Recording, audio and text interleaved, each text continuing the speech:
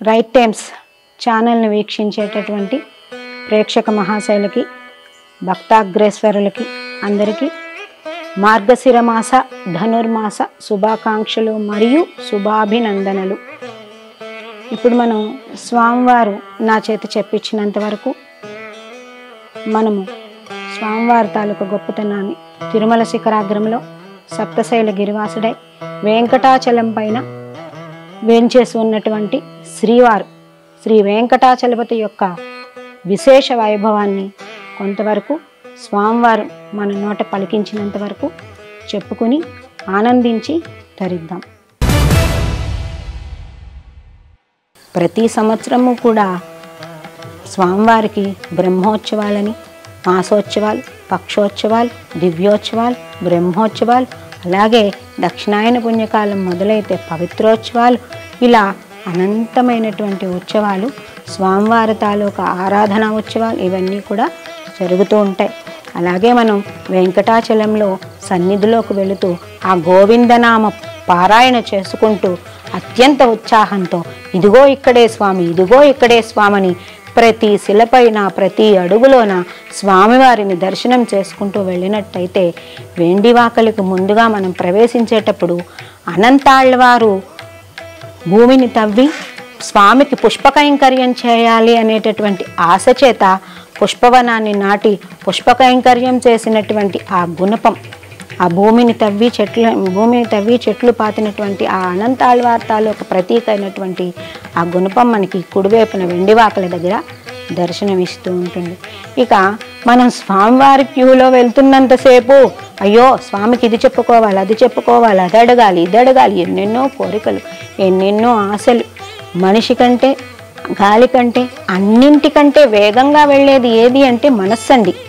ఈ మనస్సు ఇక్కడ కూర్చుని 50 ఏళ్ల అవతలకి సునాయాసంగా క్షణకాలంలో వెళ్ళి ప్రయాణం చేసేస్తుంది. కాబట్టి ఈ మనసులో ఎన్నెన్నో ఆశలు, ఎన్నెన్నో కోరికలు, అనంతమైన భావాలు, ఏవేవో అనుభూతులు, ఏవేవో దుఃఖాలు, ఏవేవో ఆనందాలు, ఇవన్నీ స్వామికి నివేదించాలి, అనంతమైన కోరికలు స్వామికి క్షణకాలంలో మనం నివేదించేయాలి అని వెళతాం. వెండివాకలి వరకు మాత్రమే ఆ ఆలోచన ఉంటుందండి. ఒక్కసారి స్వామివారి దివ్యప్రసాదమైన వెండివాకలి దాటి సంపెంగ ప్రాకారంలోకి మనం అడుగు పెట్టిన తరువాత స్వామి తప్ప మన మనస్సులో, కన్నులో, భావంలో దేంట్లోనూ స్వామి తప్ప, ఆ స్వామి మూర్తి తాలూకా ధ్యానం తప్ప, ఆ పరమేశ్వరి పద్మాలను చూడాలనే ఆర్తి తప్ప మనకి ఏమీ గుర్తుండదండి. ఎందుకంటే అలాగ అయిపోతుందండి. ఏం స్వామిని కోరికలు అడిగితే ఇచ్చేయాలని అలా చేస్తాడా? అది కాదండి వెంకటాచలపతి తాలూకా లక్షణం. నాయనా, ఎన్నాళ్ళు ఈ మానవ శరీరంలో నువ్వు జీవించినా చివరకు నన్ను చేరుకోవడానికి మాత్రమే ఈ నరజన్మనిచ్చానురా. ఇంకా పాశాలు, మోహాలు, కోరికలు, బిడ్డలు, తల్లిదండ్రులు, ఇవి అవి అంటూ ఎందుకు ఊగిసలాడుతావు? సర్వము నేనే అయి ఉన్నాను, చరాచర జగత్తు నేనే నిండి ఉన్నాను, నాలోనే బ్రహ్మాండాలు, చతుర్దశ భువనాలు నాలోనే ఉన్నాయి. అన్నిటిలో ఉన్న నేను అన్నిటికీ అతీతుడుగా మీకోసం నిలబడి ఉన్నాను. కాబట్టి నన్ను చేరిపోండి. తిరిగి తిరిగి నానా యోనులలో బల్లిగా, కుక్కగా, పిల్లిగా, ఎలుకగా, ఆవుగా, ఇలా నానా రకాలుగా పుట్టేటటువంటి నానా యోనులలో పుట్టేటటువంటి బాధల నుంచి మిమ్మల్ని విముక్తి పరచడానికే నేను ఇక్కడ నిలబడి ఉన్నాను. మీ జీవితానికి సార్థకతనివ్వడానికే నేను నిలబడి ఉన్నాను అని స్వామి నా వైపు ఒక అడుగు వేయండి, మీ వైపు 9 అడుగులు నేను వేసి నన్ను చేర్చుకుంటాను అని చెప్తాడటండి. అలాగే తిరుమల కొండ అలిపిరి మార్గం ద్వారా ఎక్కడం చాలా పవిత్రమైనటువంటి విషయం అండి. భక్తులకు ఆనందకరమైనటువంటి విషయం. అలాంటి పవిత్రమైన కొండను దయచేసి చెప్పులు వేసుకుని ఎవ్వరూ ఎక్కకూడదండి. దానివల్ల ఎటువంటి ఉపయోగము లేదండి. ఎందుకు అంటే ఆ శాలిగ్రామ స్వరూపుడుగా ఉన్న ఆ జగన్నాథుడు తిరుమల కొండ ఎక్కే మెట్టులోనూ స్వామి తాలూకా స్పర్శ ఉంది. చిన్నపిల్లాడు అడుగులు వేస్తున్నప్పుడు తండ్రి పొట్ట మీద ఎక్కించుకొని గుండెల వరకు నడిపించుకుని ఆనందాన్ని పొందుతూ ఉంటాడు. అట్లాగే పరంధాముడు ఆ కొండ మొదటి మెట్టు స్వామివారు పాదాలుగా భావిస్తే, వెంకటాచల శిఖరం ఆయన శిరస్సుగా భావిస్తే, అలా తండ్రి ఒడిలో ఆడుకుంటున్న పిల్లల వలె ఆయన్ని చేరుకోమని స్వామి చెప్తూ ఉంటాడు. మధ్యలో సేద తీరమంటాడు, అలసట రానివ్వడు, అడుగడుగునా నేనున్నాను అని మనకు ఒక అనుభూతిని కలిగిస్తూ ఉంటాడు. అలాంటి పవిత్ర స్వరూపుడు, దివ్య స్వరూపుడు శ్రీమన్నారాయణుడు కలియుగంలో ఉండేటటువంటి భక్తులకి ముక్తినివ్వడం కోసము, తనకు తానుగా మన్ని ఉద్ధరించడం కోసము అలా వైకుంఠాన్ని విడిచిపెట్టి ఈ వెంకటాచలాన్ని కలియుగ వైకుంఠంగా చేసుకొని మన కోసం వేయించేసి ఉన్నారు స్వామి. అంతేనా అండి? ఈ స్వామి ప్రేమ ఎంత అని మనం చెప్పగలుగుతామండి? ఆయన ప్రేమని కొలిచే శక్తి మన దగ్గర లేదు. ఎందుకు అంటే 14 భువనాలను పాలించి బజ్జలో దాచుకున్న ఆ జగన్నాథుడి ప్రేమను మనం బేరీజు వేయలేమండి. ఎందుకు అంటే అది మన అమ్మైన అలవేలు మంగమ్మకే తెలుస్తుంది. ఆ తల్లికి మాత్రమే ఆయన కరుణ అర్థమవుతుంది. కాబట్టి మనకి తెలిసినంత వరకు స్వామిని నిరంతరము ధ్యానిస్తూ ఉండాలి. నిరంతరము స్వామి నువ్వే, ఇవేవీ నావి కాదు, ఇవేవీ నాకు శాశ్వతం కాదు, నేను నివసిస్తూ ఉన్నటువంటి ఈ శరీరము కూడా మన్నే, ఒకనాటికి ఇది మన్ను అవ్వాల్సిందే, నేనన్న జీవిని మాత్రమే నీ దానను, అందువల్ల ఈ జీవిని నీ దగ్గరికి చేర్చుకోవయ్యా.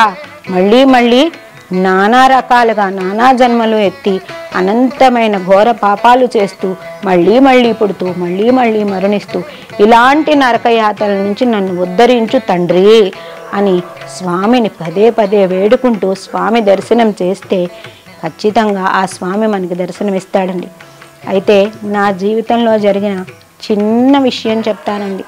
ఎక్కడో ఆ స్వామి అదృష్టం చేత ఎక్కడో పుట్టి ఆ స్వామి బొడిలో పెరిగేటటువంటి యోగ్యత వచ్చింది కాబట్టి ఒక చిన్న విషయం చెప్తాను. నేను మా వారు దర్శనానికి వెళ్తూ ఉన్నామండి.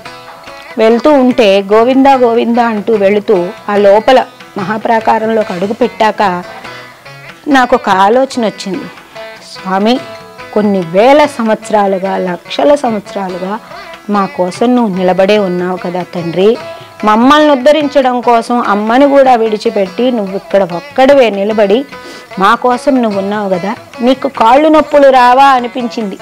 ఇదే అండి తెలియకపోవడము, తెలియని తనము అంటే అజ్ఞానం అంటారేమో దీన్నే అని అనిపించినప్పుడు ఒక్కసారి నా కళ్ళు చెమ్మగిల్లాయి. అయ్యో తండ్రి, నువ్వు నిలబడే ఉంటావే, నువ్వు కూర్చోవా, నీ కాళ్ళు నొప్పులు రావా, తినవా, పడుకోవా, ఇలాంటి ఆలోచనలతో కళ్ళల్లోంచి నీళ్ళు వచ్చేస్తూ ఉంటే ఆ స్వామివారి దగ్గరికి లోపలికి వెళ్ళానండి. లోపలికి వెళితే ఆ రోజు మేము వెళ్ళింది బ్రేక్ దర్శనానికి. జైవిజుల దగ్గర నుంచే స్టూల్ మీద కూర్చుంటే ఎలా ఉంటామో అలా కనిపించారు స్వామి. నాకు చాలా ఆశ్చర్యానికి లోనయ్యాను. వెంకటాచలపతి నిలబడి కదా ఆ శ్రీనివాసుడు ఉంటాడు, ఇలా కూర్చుని కనపడుతున్నాడేమిటి, నాకు ఏమిటి విశేషం అనుకున్నాను. చాలా ఏడుపు వచ్చేస్తోంది. లోపల ఆ కులశేఖర్ పడిదాకా వెళ్ళాను. సగం మనిషిని గర్భాలయంలోకి వెళ్ళిపోయాను. మా వారు నన్ను గట్టిగా పట్టుకున్నారు, ఎక్కడ లోపలికి వెళ్ళిపోతాను అని. అప్పటికీ స్వామి కూర్చునే తిరుముఖ మండలం నవ్వుతూ కనపడుతోంది నాకు. దర్శనం చేసుకున్నాను, బయటకు వచ్చేసాను. చాలా ఏడుస్తున్నాను. మా వారు ఎందుకు ఏడుస్తున్నావు, ఏమైంది, నీకేం బాధ కలిగింది, ఏంటి అన్నారు. స్వామివారు మీకు ఎలా కనిపించారు అన్నాను. స్వామి నిలబడే కదే ఉన్నారు, అలాగే కనిపించారు, ఆయన అర్చావతార మూర్తి కదా, అలాగే కనిపించారు అన్నారు.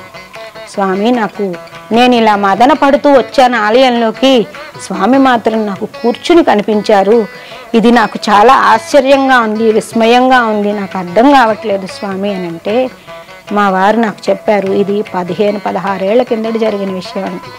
మా వారు నాకు చెప్పారు, అయ్యో పిచ్చిదానా, స్వామి ఏకకాలంలో అన్ని అవస్థల్లోనూ ఉండగలిగినటువంటి బ్రహ్మాండ స్వరూపుడే. నువ్వు మదన పడుతూ వచ్చావు కాబట్టి, బాధపడుతూ వచ్చావు కాబట్టి, నీ బాధను తగ్గించాలని తన పిల్లలపైన తనకుండేటటువంటి ప్రేమతో నీకు కూర్చుని దర్శనం ఇచ్చారు. ఆయన అదృష్టవంతురాలు అన్నారు. అంతటి కరుణాస్వరూపుడండి వెంకటనాథుడు. మన్ని ఉద్ధరించడం కోసమే కంకణబద్ధుడై కూర్చున్నాడు తండ్రి. అలాంటి తండ్రిని ఎటువంటి భేషజాలకి పోకుండా చాలామంది ఉంటారండి. మేము ఇన్నిసార్లు కొండెక్కి వెళ్ళాము, ఇన్ని డబ్బులు హుండీలో వేశాము, ఇన్ని అంగ ప్రదక్షిణాలు చేశాము, ఇన్ని దర్శనాలు చేసుకున్నాము, ఇంత డొనేషన్లు కట్టాము, ఇలా చెప్పుకుంటూ ఉంటారు. జనరల్గా కొంచెం చేసిన దానం గుప్తదానంగా ఉండాలి అంటారు. కానీ మనం వెంకటాచలపతికి చేసేది దానం కాదండి, సేవ. సేవని మన అమ్మ నాన్న మనని పెంచుతారు, మనం మన అమ్మగారిని నాన్నగారిని చూసుకుంటాము, చెప్పుకుంటామా అండి బయటికి? అలాగే వెంకటనాథుడికి మనం చేసిన సేవ, ఆ సేవ చేసే యోగ్యతనిచ్చినందుకు ఆయనకు ఆజన్మాంతం రుణపడి ఉండాలే కానీ దాన్ని పదే పదే 10 మందితో చెప్పుకోను అవసరం లేదండి. ఆయనే ఇచ్చాడు ఆ శక్తి మనకి, ఆయన మన చేత చేయించుకున్నాడు. ఆయనది కానిది, ఆయనకు లేనిది ఈ చరాచర జగత్తులో ఎక్కడైనా ఉంటుందా అండి? ఉండదండి. కాబట్టి మనం ఏ మంచి పని చేస్తున్నా మనని సమిధగా ఉపయోగించుకొని కారణంగా చూపిస్తూ స్వామివారు చేసేటటువంటి చర్యలుగానే భావించాలే తప్ప మన ద్వారా తీసుకుని, ఇప్పుడు మనం ఉంటామండి, మన తల్లిదండ్రులు ఉంటారనుకోండి, మనకి ఏదో పళ్ళు బిస్కెట్లు ఏవో తెచ్చిస్తారు. తెచ్చిచ్చినప్పుడు ఈ చిన్నపిల్లలు ఏం చేస్తారంటే అండి, కొంచెం ముక్క నోటితో కొరుకో విరిచో ఏదో వాళ్ళ శక్తికి మించినట్టు దాన్ని భిన్నం చేసి అమ్మకో నాన్నకో నోటికి అందిస్తారు. అప్పుడు అసలు ఎటువంటి ప్రమేయం లేకుండా ఆ తల్లిదండ్రుల కళ్ళల్లోంచి నీళ్లు జలజల వచ్చేస్తాయి. ఆ తండ్రో తల్లో అనుకుంటారండి, ఇది నేను వండి పెట్టిన పదార్థమే, ఇది నేను తెచ్చిన పదార్థమే అని అనిపించదు. అయ్యో నేను బిడ్డని తినమనిస్తే నాన్న తినలేదు, అమ్మ తినలేదు అనేటటువంటి ప్రేమ చేతను కదా నాకు తెచ్చి ఇంత ముక్క పెట్టాడు అని అప్రయత్నంగా కళ్ళల్లోంచి నీళ్ళు వచ్చి బిడ్డని గట్టిగా హత్తుకుంటాం తల్లిదండ్రులు. అదేవిధంగా వెంకటాచలపతే మనకు అన్నీ ఇచ్చాడు, అన్నీ ఇచ్చిన ఆయన తిరిగి మన చేత తనకి ఇప్పించుకుంటున్నాడు కానుకలు మొక్కుబడులు అంటూ. ఆ విధంగా మన పాపాలను తీసేస్తున్నాడు, మనం తనకి చేరువయ్యే మార్గానికి దారి చూపిస్తూ ఉన్నాడు. ఇలాంటి వెంకటాచలపతి తాలూకా గొప్పతనాన్ని ఎన్ని సంవత్సరాలు, ఎన్ని రోజులు, ఎన్ని గంటలు, ఎన్ని నిమిషాలు, ఎన్ని గడియలు చెప్పుకున్నా తనివి తీరదు. అంతులేని ఆనందానికి లోనైపోతూ ఉంటామండి.